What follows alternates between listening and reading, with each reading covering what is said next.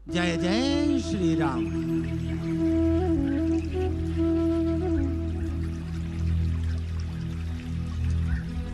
भगवान श्री रामचंद्र की परम भक्त थी सबरी।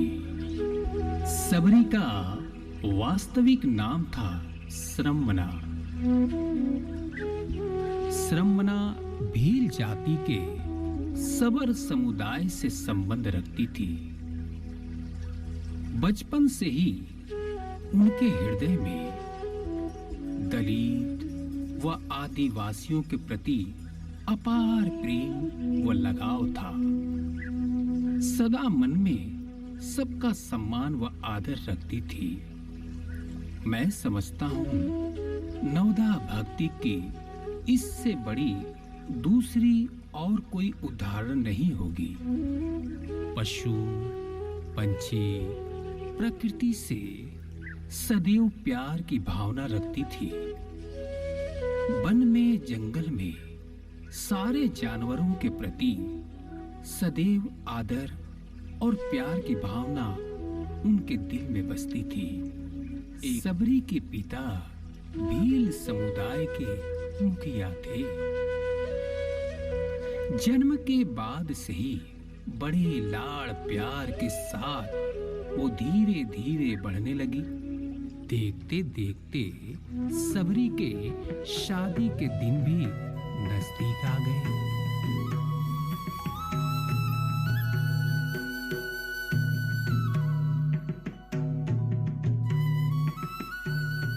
आज तुम्हारे विवाह होने जा रहा है। बड़े सपने थे हमारे इस दिन को लेकर। तुम्हारे पिता ने बड़े अच्छे से आयोजन किया है। कहीं कोई भी कमी नहीं है। चलो चलो बेटी, तुम खुद सारे आयोजन देख लो।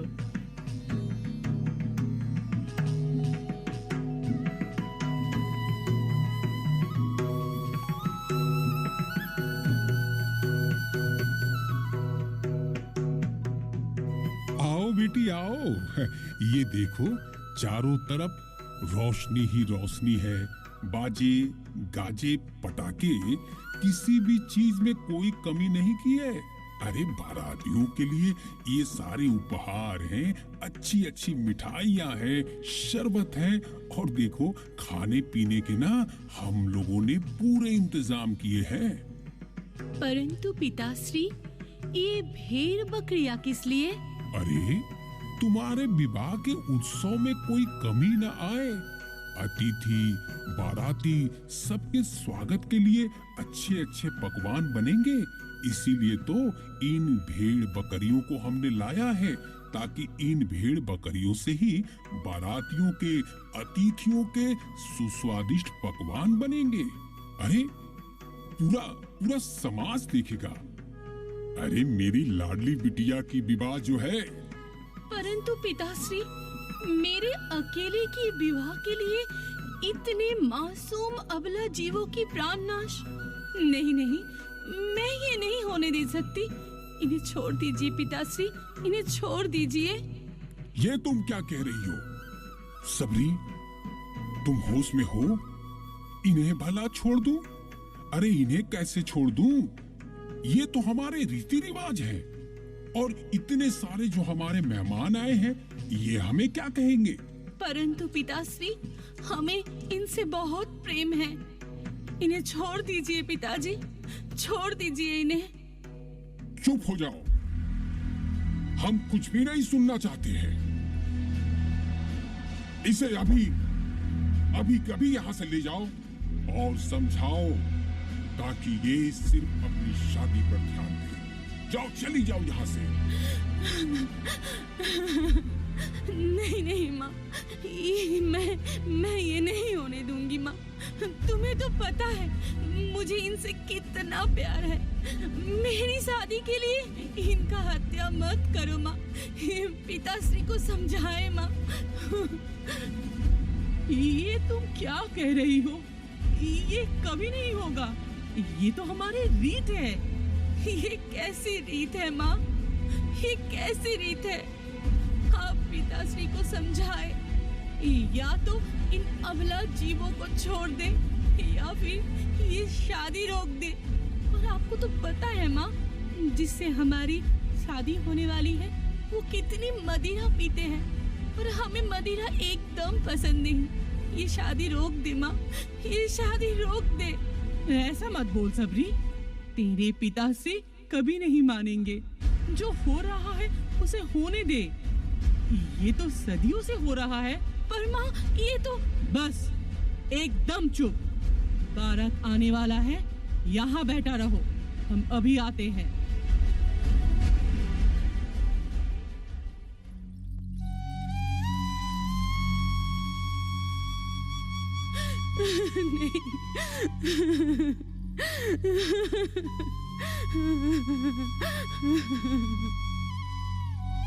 नहीं नहीं, ये कैसे? मुझे ही कुछ करना होगा। क्या करूं मैं, क्या करूं? कैसे भी इस शादी को रोकना होगा। पर कैसे कैसे मैं क्या करूं? हाँ, मैं भाग जाऊंगी। हाँ, मैं अभी यहाँ से भाग जाऊंगी, तभी ये बेजुबान भेड़ बकरी बच सकते हैं। मैं अभी यहाँ से भाग जाऊंगी, अभी। हाँ।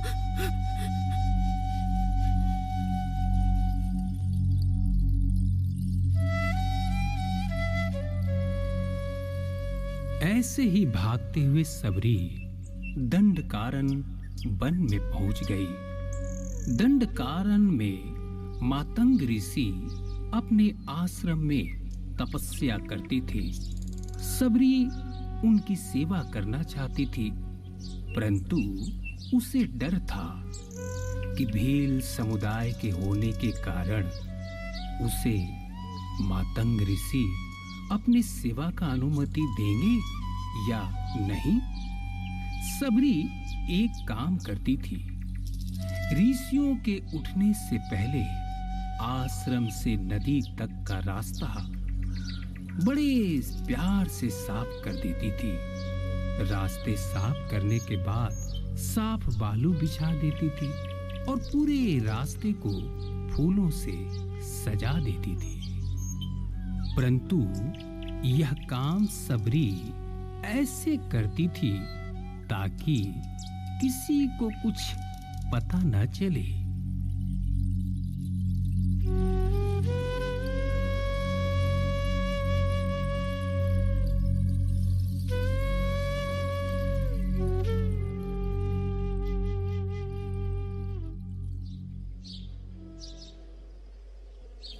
अरे, ऐसे तो पहले नहीं होता था। इतना सुंदर रास्ता पहले तो कभी देखा नहीं था मैंने। कौन है जो यह काम करता है?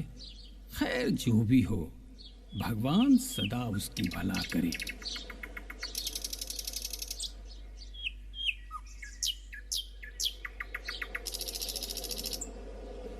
ईश्वर, तेरी महिमा अपरंपार है। ये प्रकृति, पशु, पंछी, मानव सब तेरी ही सृष्टि है। हे प्रभु, आपके चरणों में मेरा कोटि कोटि प्रणाम। परंतु आज मुझे उससे देखना है। वो कौन है जो बिना कुछ कहे चुपचाप से ऋषियों की दिन रात सेवा कर रहा है? इसीलिए तो आज सूरज के उगने से पहले ही मैं वन में आ गया हूं और मैं उस व्यक्ति की प्रतीक्षा करूंगा। आखिर कौन है वो जो यह सारा काम करता है? अरे अरे, वो कौन है? बेटी, बेटी रुको। बेटी, तुम कौन हो बेटी? प्रणाम प्रभु, मैं एक तुच्छ मानव हूँ। मेरा नाम सबरी है। ओह, तो तुम ये रास्ता साफ करती हो, परंतु क्यों बेटी? प्रभु, मेरी बड़ी इच्छा थी आपकी सेवा करूं, पर कैसे करूं ये नहीं पता था। इसीलिए ये रास्ता साफ करती हूँ ताकि आपके चरणों में कोई चोट ना लगे। अच्छा बेटी, तो तुम यह बताओ बेटी कि तुम रहती कहाँ हो? यहाँ से तो दूर दूर तक न कोई गांव और ना ही कोई बस्ती दिखाई दे रहा है। प्रभु, ये वन ही मेरा घर है। मैं इसी वन में रहती हूँ। वाह बेटी वाह, तुम्हारी भक्ति और इस अटूट सेवा से हम काफी प्रसन्न हुए। चलो, आज से तुम हमारे आश्रम में हमारे साथ ही रहोगी। प्रभु, प्रभु, आपको कोटि कोटि प्रणाम। आपने मुझे आपकी आश्रम में रहने का अनुमति दिया है। आपको कोटि कोटि प्रणाम प्रभु, आपको कोटि कोटि प्रणाम।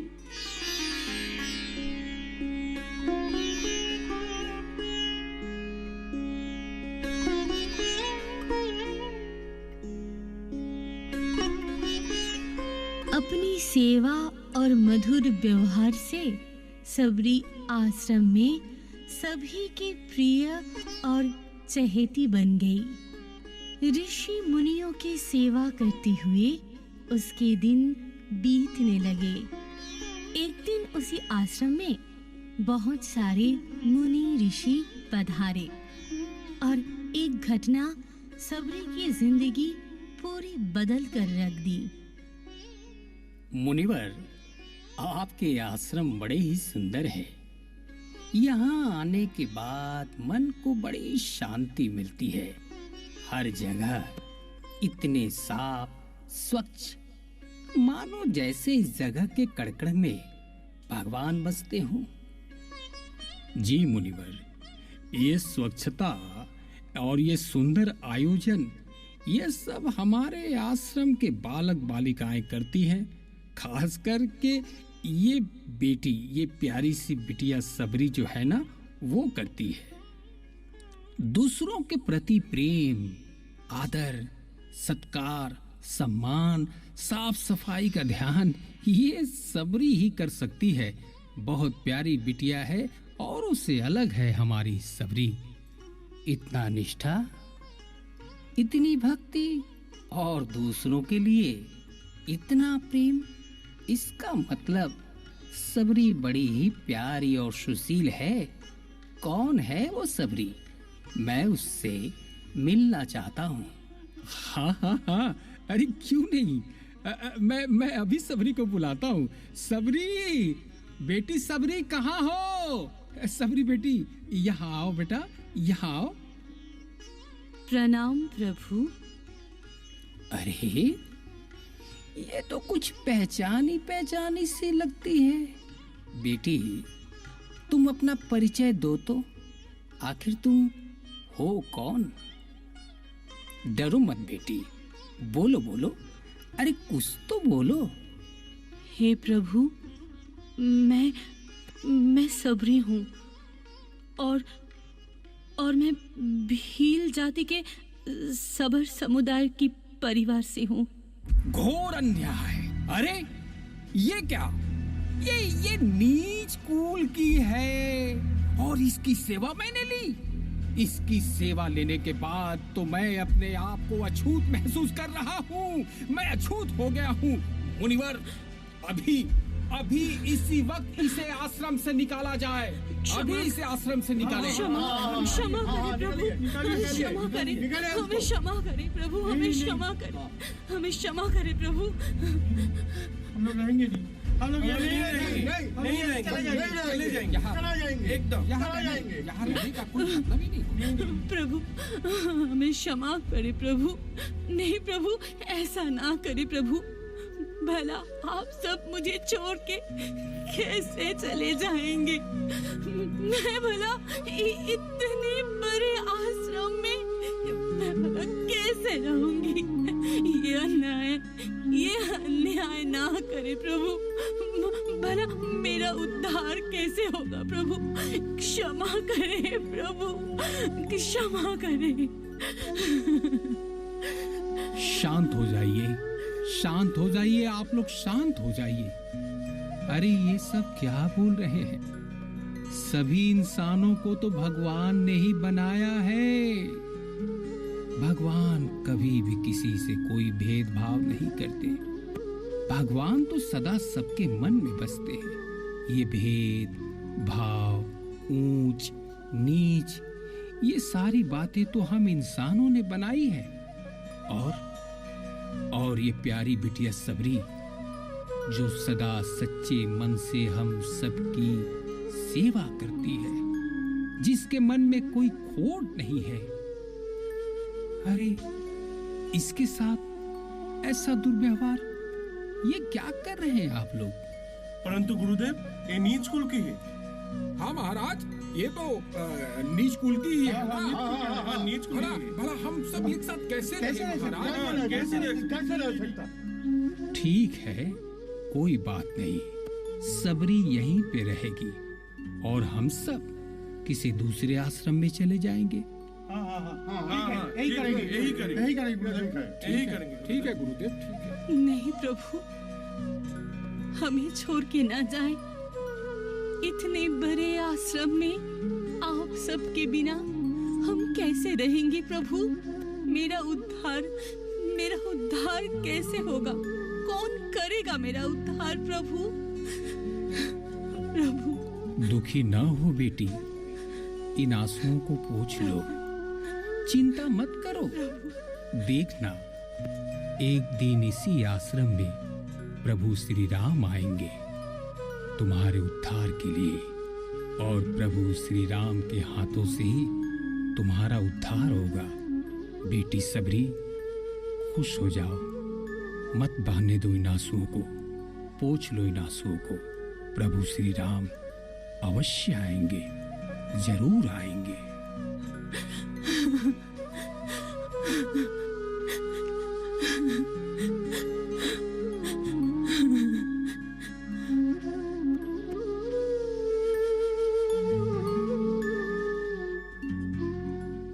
परम पूज्य ऋषि मातंग मुनि के आदेश और उपदेश अनुसार सबरी उसी आश्रम में रहने लगी और मन में सदा श्री राम की नाम की माला जपने लगी। वो नित्य प्रतिदिन जिस रास्ते से प्रभु श्री राम आएंगे, उस रास्ते को सदैव साफ करती और उसे वह फूलों से सजाती थी। इस इंतजार में समय बीतता गया। रास्ता देखत देखत सबरी की उम्र गई सारी।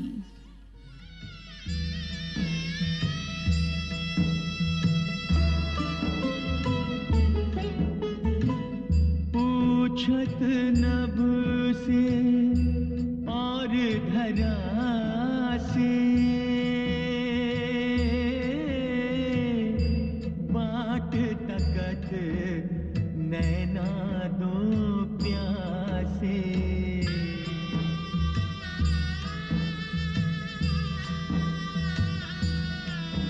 हो एक ही आशा साझ सकारे,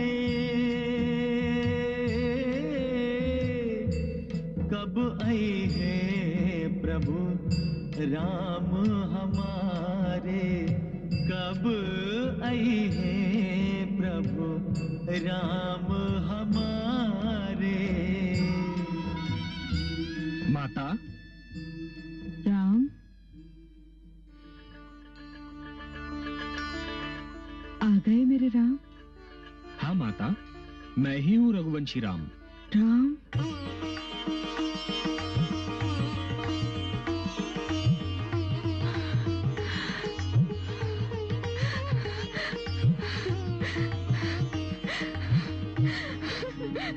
नहीं माता, इसकी आवश्यकता नहीं है। किंतु आपने ये कैसे जान लिया कि मैं ही राम हूँ?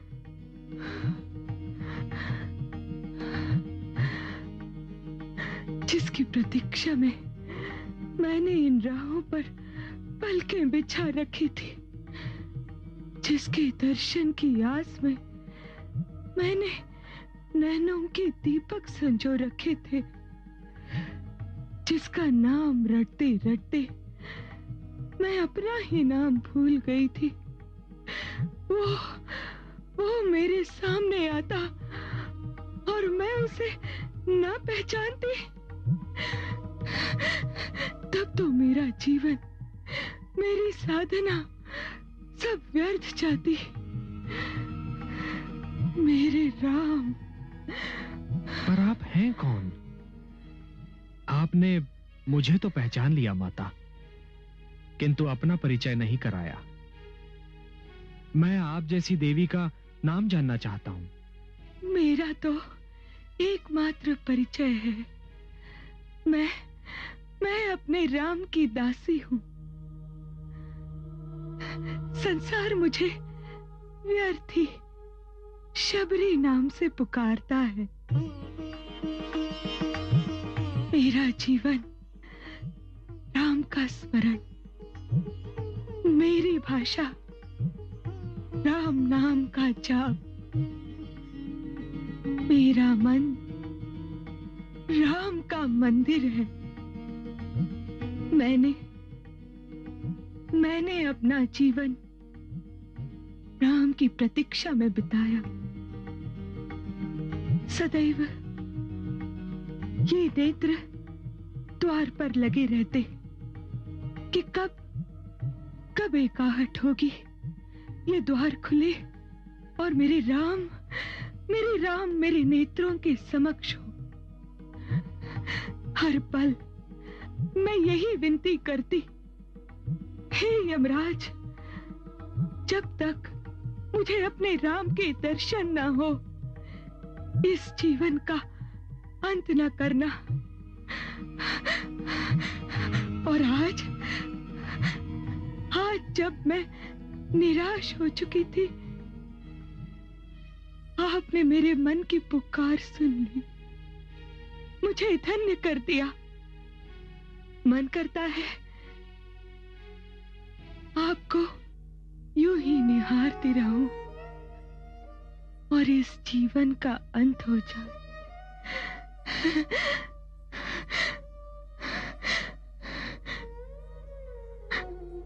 अरे, मैं भी कैसी बावरी हूं, अपने राम को सामने देखकर ऐसी सुध बिसराई कि उनसे कुटिया में आने काम करने को कहना ही भूल गई। आइए श्री राम, आइए मेरी इस कुटिया में पधारिए और इस कुटिया को धन्य कर दीजिए। आइए। माता, ये मेरा अनुज है लक्ष्मण। प्रणाम माते। आइए आइए, विराजिए, तनिक ठहरिए,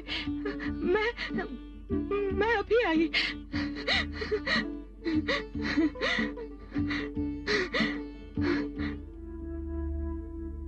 मैं एक आदिवासी हूँ, वन में रहती हूँ। रुक क्यों गई माता?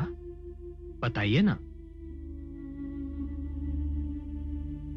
मैं नित्यदिन ऋषि मतंग और उनके शिष्यों के लिए हवन की लकड़ियां और आहार को फल लाती थी। वो सब भी मेरी सेवा से बहुत प्रसन्न थे, परंतु एक दिन सब कुछ बदल गया। कैसे? उन शिष्यों को पता चल गया कि मैं आदिवासी हूं, अछूत हूं, और बस उसी दिन से वो लकड़ियां हवन के योग्य नहीं रही जो मैं नित्यदिन बिन कर लाती थी। वो फल अशुद्ध हो गए जो वे सदा प्रसन्न होकर खाते थे। मैं आश्चर्यचकित रह गई कि जब तक उन्हें ज्ञात नहीं था कि मैं कौन हूं, सब कुछ शुद्ध था। और जैसे ही उन्हें ज्ञात हुआ कि मैं कौन हूं, सब कुछ अशुद्ध कैसे हो गया, कैसे अशुद्ध हो गया। फिर वे सब एक एक करके इस आश्रम को छोड़ के चले गए। और ये आश्रम सुनसान हो गया। केवल ऋषि मतंग ने मुझे आश्रय दिया। हे राम, क्या इस संसार में अछूत होना इतना बड़ा अपराध है? नहीं माता, नहीं, बल्कि किसी को अछूत समझना अपने आप में एक अपराध है। जो व्यक्ति ऐसी आपराधिक विचारधारा रखेंगे वो हर युग में दंड के पात्र बनते रहेंगे। फिर ऋषि मतंग के शिष्यों ने ऐसा क्यों किया? उन्हें भी इसका दंड अवश्य मिलेगा माता।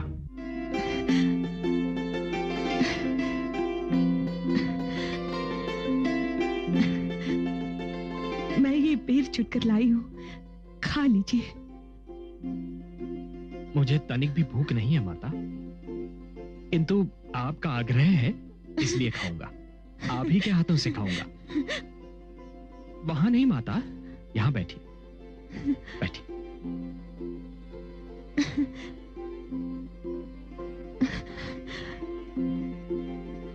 ठहरिए, कहीं खट्टा ना हो, चख लो।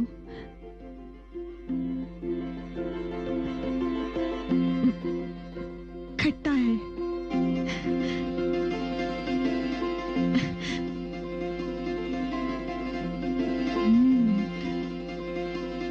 मीठा है, बहुत मीठा है।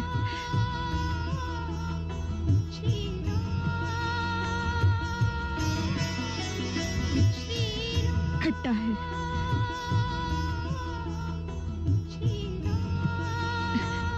लो।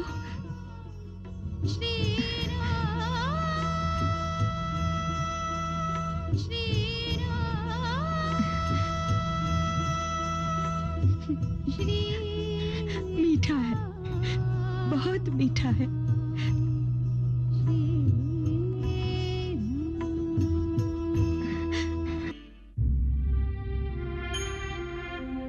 हमें क्षमा कर दे देवी, हमें क्षमा कर दे, नहीं तो हम भूख प्यास से तड़प तड़प के मर जाएंगे। हे राम, ये वही ऋषि हैं जो इस आश्रम में रहते थे। फिर तो इनका यही दंड है और इन्हें यह दंड भोगना ही होगा। हम क्षमा याचना करते हैं श्री राम। मैं कौन होता हूं आपको क्षमा करने वाला? यदि क्षमा मांगनी ही है तो इस माता से मांगिए जिन्हें अछूत कहकर आपने अपमानित किया था। देवी, हम लज्जित हैं, हमें क्षमा कर दो। हाँ, हमें क्षमा कर दो। यदि मेरे क्षमा करने से आप सबका संकट दूर होता है तो मैं आप सबको हृदय से क्षमा करती हूँ। धन्य हो देवी, धन्य हो। इस बात का सदैव ध्यान रहे कि मनुष्य उच्च या नीच केवल अपने कर्मों से होता है, अपने जन्म से नहीं। ये देवी उच्च है क्योंकि इनके कर्म महान हैं। यदि आपने इनसे क्षमा याचना नहीं की होती और इन्होंने आपको क्षमा नहीं किया होता तो अपने उस नीच कर्म के कारण आप सब सदैव नीच ही रहते। अब जाइए यहां से।